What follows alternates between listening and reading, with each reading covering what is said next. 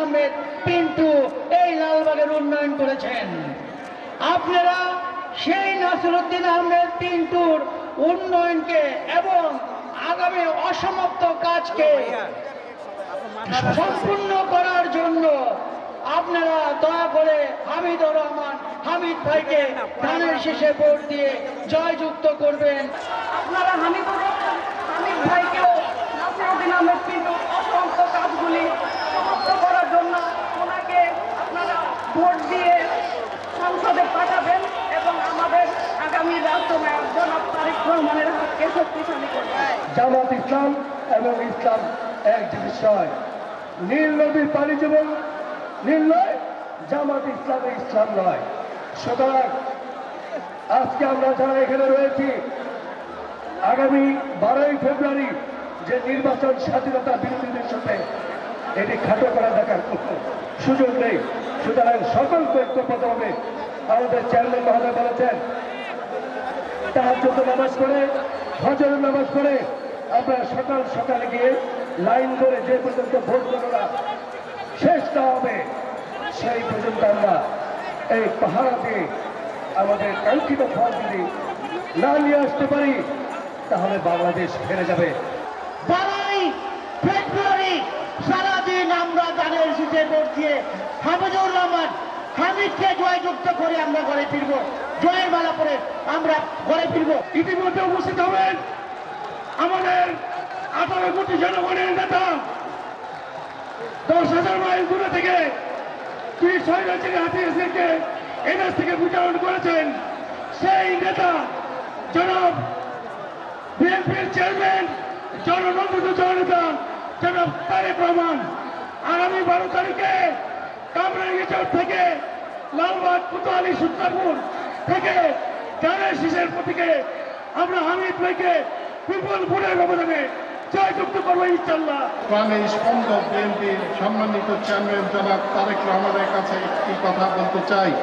আমাকে আপনি ধানের শীষে প্রতীক দিয়ে আমার উপর যে আস্থা রেখেছেন, জনগণকেও যদি আমাকে মূল্যবান ভোট দিয়ে আমার উপর আস্থা রাখে, আমি যেন সেই আস্থার মূল্যায়ন করতে পারি।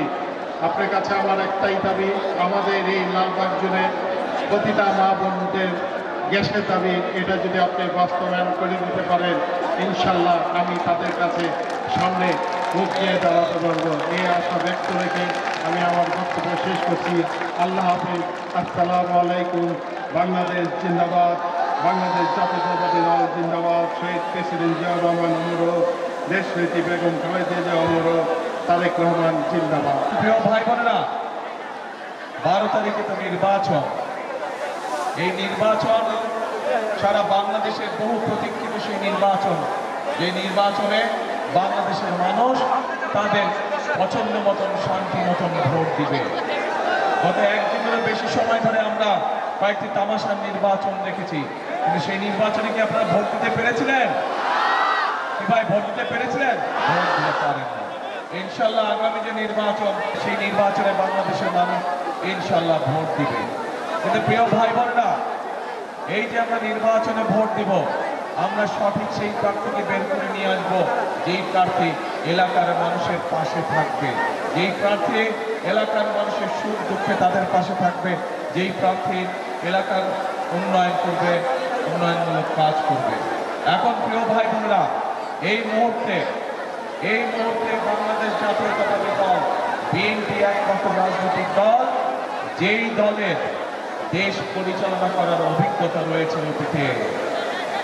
বাংলাদেশ জাতীয়তাবাদী দল এই মুহূর্তে একমাত্র দল যেই দল আগামী দিন কিভাবে রাষ্ট্র পরিচালনা করবে তার পরিকল্পনা আপনাদের সামনে দিয়েছে।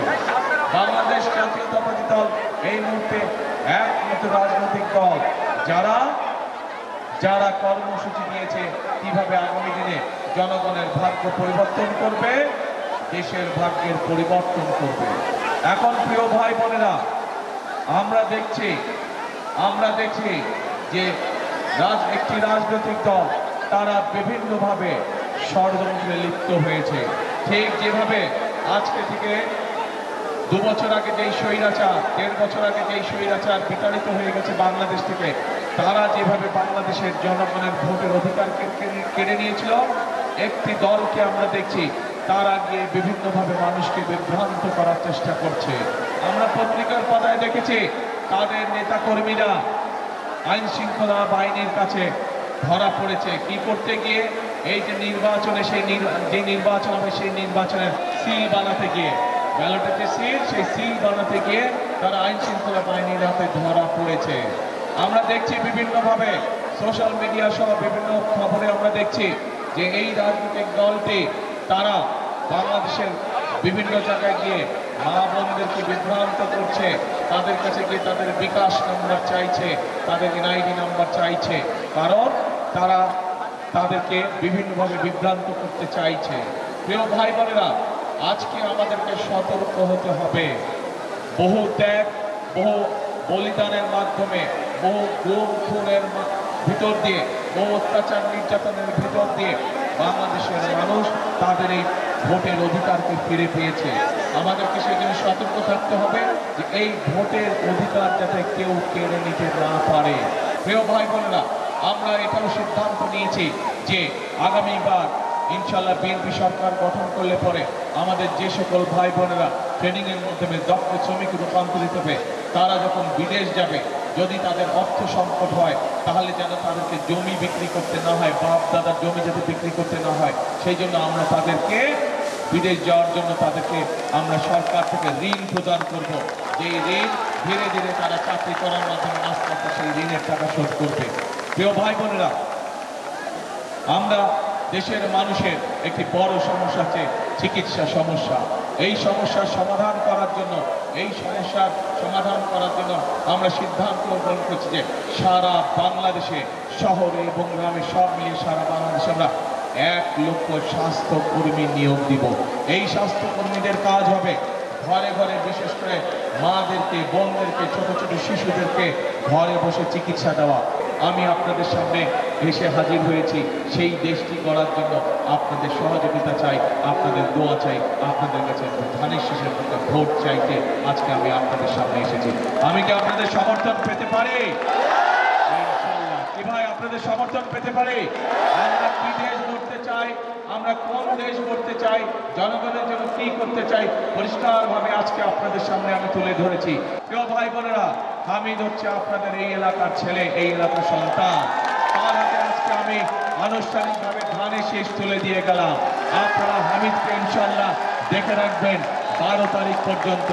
12 তারিখে ইনশাল্লাহ হামিদ নির্বাচিত হলে, ধানের শীষ নির্বাচিত হলে, বিএনপি সরকার গঠন করলে 13 তারিখ থেকে হামিদের দায়িত্ব হবে এই এলাকার মানুষের উন্নয়নের জন্য কাজ করা, এই এলাকার মানুষের বিপদে আপদে তাদের পাশে থাকা, এই এলাকার মানুষকে সাথে নিয়ে চলা, এই এলাকার মানুষের জন্য তার জীবনের শেষ দিন পর্যন্ত কাজ করে যাওয়া।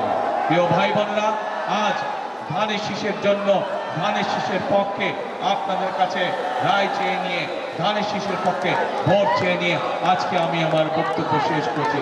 ইনশাআল্লাহ বিএনপি নির্বাচিত হলে, ধানের শীষ নির্বাচিত হলে এই এলাকার যেই সমস্যা আছে সেইগুলো আমি ইনশাআল্লাহ হামিদকে নিয়ে বসে পর্যায়ক্রমিকভাবে একটি একটি সমস্যার সমাধান করব এবং আমরা এই এলাকাকে সুন্দর একটি এলাকা হিসাবে, মানুষের প্রত্যাশিত সেই এলাকা হিসাবে আমরা ইনশাআল্লাহ গড়ে তুলব।